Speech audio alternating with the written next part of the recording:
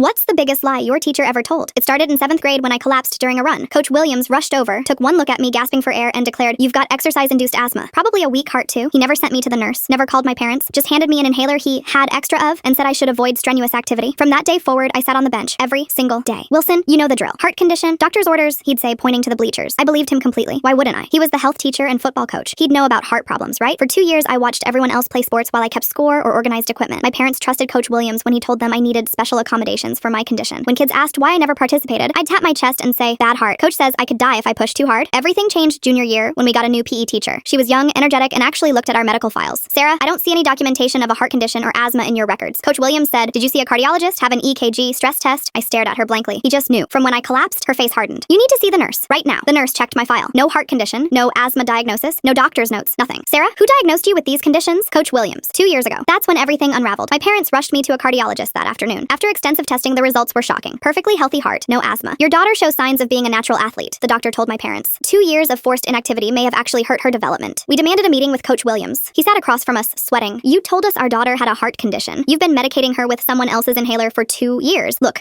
he started. "You just what? Practiced medicine without a license? Diagnosed a child with a potentially fatal condition without any training?" That's when the truth came out. The most disgusting, selfish truth I'd ever heard. Coach Williams had noticed I was fast. Really fast. During that one run before I collapsed, I'd been beating his star athlete Jessica, who was his niece. He'd seen me gasping, normal exhaustion for someone out of shape, and panicked. If I kept running, I might make the track team, might beat Jessica in tryouts, might cost his niece scholarships and recognition, so he invented a heart condition to keep me on the bench. "I was protecting you," he said weakly. "Pushing too hard can be dangerous." My father stood up, furious. "You stole 2 years of her life because you were afraid she'd outrun your niece?" The truly sick part? The school had covered for him when parents complained. They'd backed his medical expertise rather than demanding actual medical proof.